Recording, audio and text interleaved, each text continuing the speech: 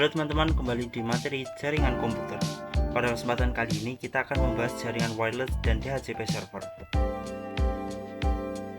Pada kesempatan kali ini nanti kita akan membahas dua materi sekaligus. Yang pertama yaitu wireless. Wireless merupakan jaringan nirkabel menggunakan gelombang radio seperti ponsel, televisi, radio, dan wifi laptop. Wireless sendiri merupakan layanan internet yang dapat diakses tanpa koneksi kabel fisik ke komputer menggunakan internet. Kemudian dari sisi keamanan sendiri, wireless itu memiliki 3 keamanan, dimana untuk teknologi seperti WiFi itu digunakan untuk meningkatkan keamanan pada jaringan wireless. WiFi sendiri itu merupakan standar keamanan untuk mencegah akses tidak sah ke access point. Ada jenis 3 keamanan. Yang pertama ada WiFi Protect Access, Pre-Circuit, dan ada Wired Equivalent Privacy dan WiFi Protect Access. Dimana dari WiFi Protect Access merupakan pengembangan dari generasi sebelumnya yaitu Wired Equivalent Privacy. Kemudian cara kerja wireless itu ada 2 jenis. Yang pertama yaitu adapter wireless yang fungsinya untuk menerjemahkan data menjadi sinyal radio dan mengirimkan menggunakan antena. Kemudian di sisi lawannya ada router wireless yang fungsinya untuk menerima sinyal dan melakukan decode data. Router akan mengirimkan informasi ke internet entah melalui koneksi kabel Ethernet atau terhubung dengan komputer penerima. Kemudian frekuensi pada WiFi. WiFi itu memiliki 2 frekuensi. Yang pertama ada 2,4 GHz dan 5 GHz.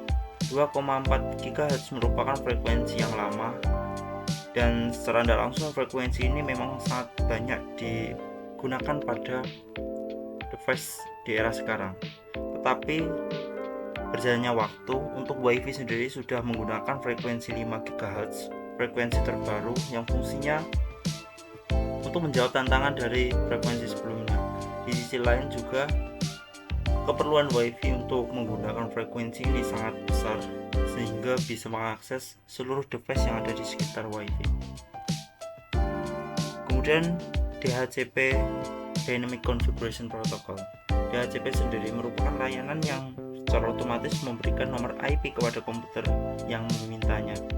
Komputer ini akan memberikan nomor IP dan sering disebut dengan DHCP server, sedangkan komputer penerima yaitu disebut dengan DHCP client.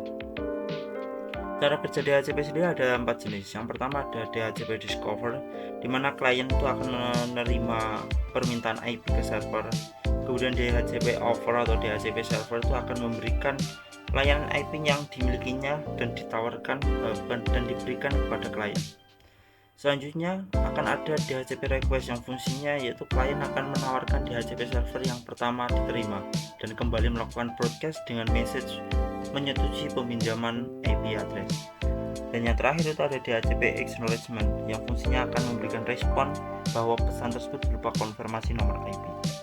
Selanjutnya nanti kita akan praktikum terkait penerapan wireless dan juga DHCP, dimana kita ketahui bahwa DHCP sendiri itu klien tidak perlu administrator tidak perlu men-set up untuk IP address di klien, karena nanti ketika kita menggunakan konsep DHCP server, otomatis klien itu secara otomatis akan mendapatkan DHCP yang diberikan oleh server.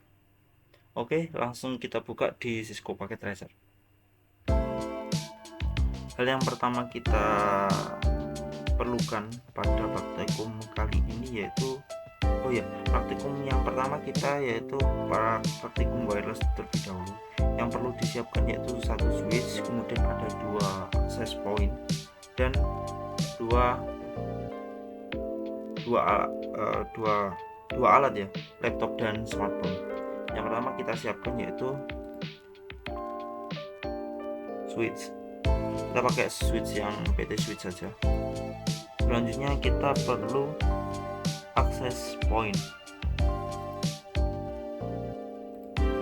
Kita perlu access point untuk menyebarkan, karena wireless itu bisa terpancarkan melalui access point. Access point ada di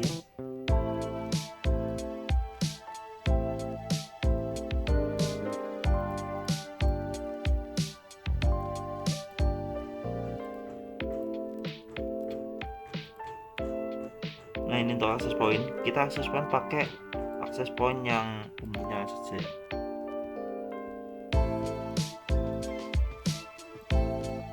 Kita pakai 2 akses point, kemudian 1 switch, dan device-nya kita pakai laptop dan smartphone. Kemudian kita hubungkan dengan kabel crossover straight throat ya, tapi kita pakai yang otomatis. Kita hubungkan antara switch ke akses point pertama, kemudian switch ke point kedua. Tapi sebelumnya kita rubah dulu, kita kasih nama AP saja, AP1 dan AP2 gitu. AP1, AP2. Nah, setelah akses point dan switch telah terhubung, kita setup untuk laptopnya terlebih dahulu. Dimana di laptop itu setelan defaultnya itu belum ada wirelessnya. Kita cek. Nah, tahapan pertama kita matikan dulu. Kemudian kita buang ya, kita gantikan kabel switch lainnya dengan wifi. Oke, kita on kan. Tahapan berikutnya kita buka di config di wirelessnya, kita hubungan untuk SSID. Oh ya, sebelum kita nanti untuk setup SSID di laptop ataupun smartphone, kita terlebih dahulu setting yang di access point. Kita buka port 1, kita kasih nama SSID nya P1, kemudian gigahertznya kita pakai 1 channel, dan keamanannya yaitu WPA 2SK, passwordnya 1 sampai 6. Tidak mau sampai 9. Oke, sudah. Dan akses point yang kedua kita rubah juga.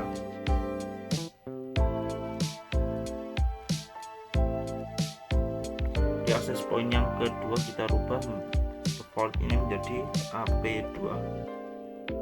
Kemudian channelnya tetap 4.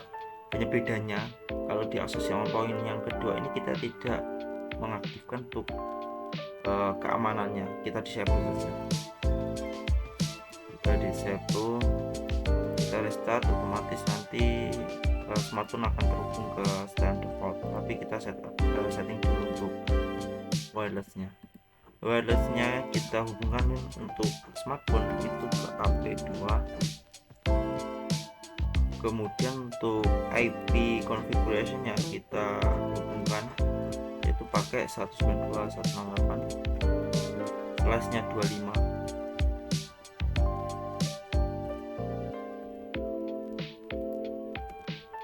Berarti kalau 25 itu 128.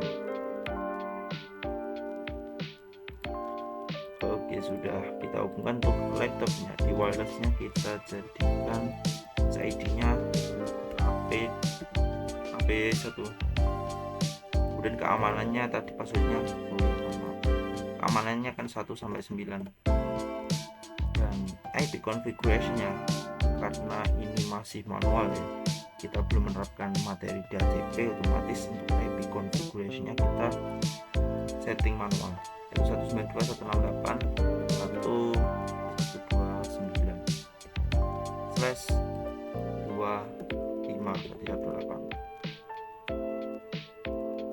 Kenapa kok 129 ya mulainya? Karena untuk 128 nya itu sebagai IP default di switch. Jadi diibaratkan bahwa switch itu sudah menerima IP default untuk jaringan ini, yaitu host ID nya 128.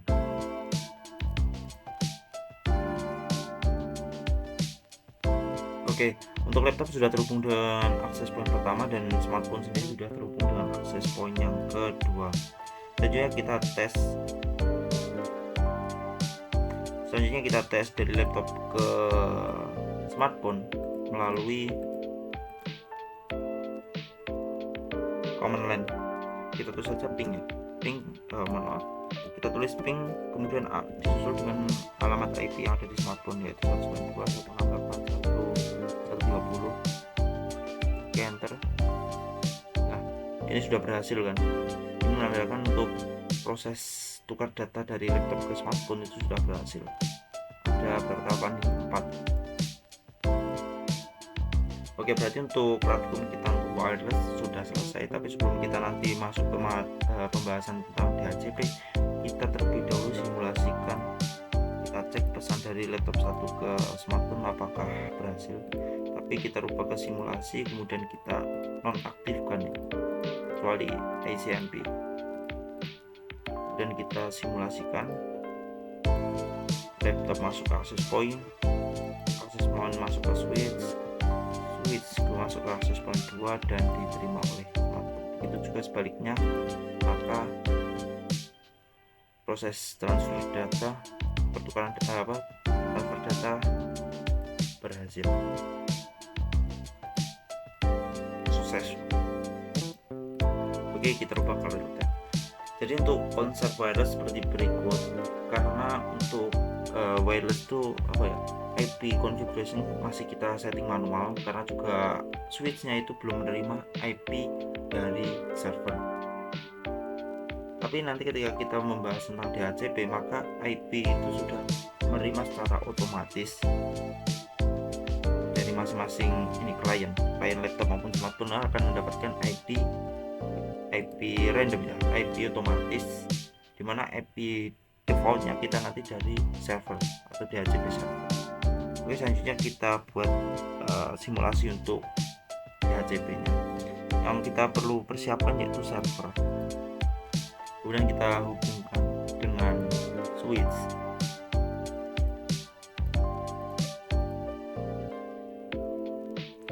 Selanjutnya kita setting untuk servernya.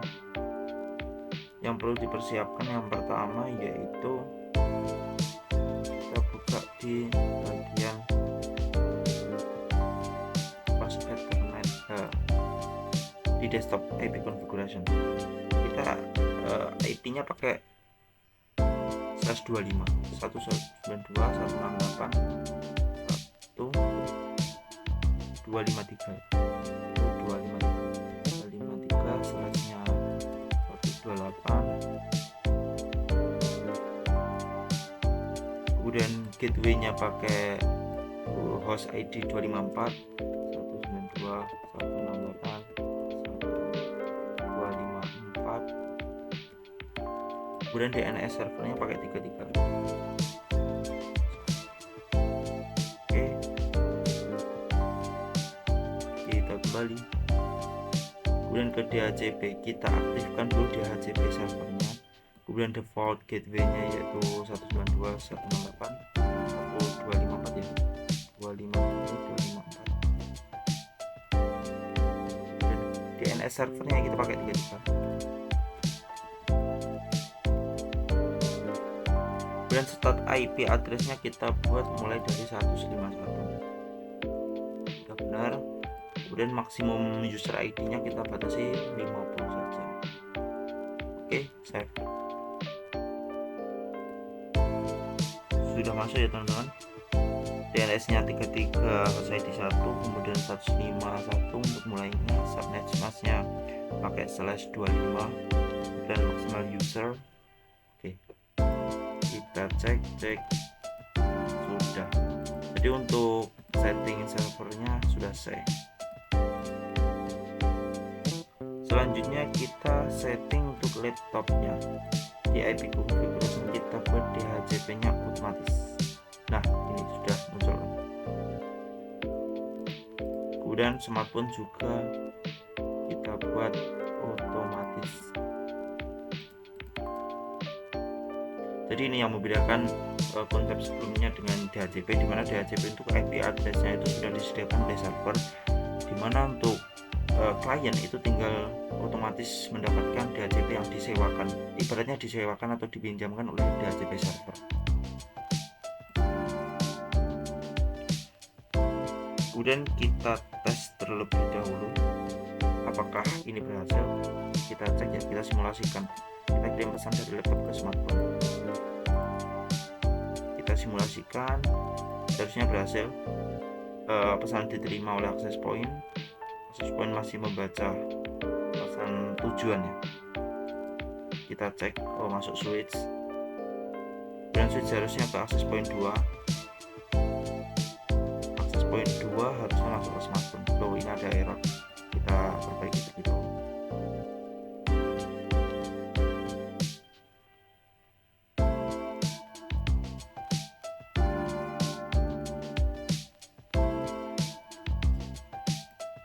Kita ulangi untuk proses transfer datanya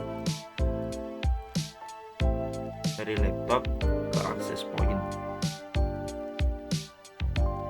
point ke switch. Seharusnya switch ke access point 2 dan access point 2 menuju ke smartphone. Nah, ini untuk transfer datanya berhasil, tetapi apakah ini nanti akan memberikan respon? Kita cek smartphone ke. Nah, ini ada error. Gimana untuk proses DHCP ini kelamaannya? Memang ketika akan transfer data itu sangat lama, menunggu beberapa menit untuk mengetahui alamat yang dituju. Hal ini disebabkan karena IP yang digunakan itu IP yang digunakan itu memang IP yang diberikan otomatis oleh DHCP server. Bukan seperti materi sebelumnya yaitu statik ya, kita mengakses untuk IP configuration-nya itu manual. Tapi kalau ini tuh diberikan secara otomatis. Kita tes terlebih dahulu. Oke, masuk. Nah, sudah diterima. Kemudian smartphone akan kembali ke access point, dan seharusnya access point akan kembali ke switch, dan switch seharusnya lanjut ke access point yang pertama dan masuk laptop. Nah, ini untuk proses transfer datanya berhasil karena ada respon request yang diberikan antara laptop dan smartphone. Oke, tetap pantau terus materi jaringan komputer di channel YouTube saya dan jangan lupa untuk subscribe. See you.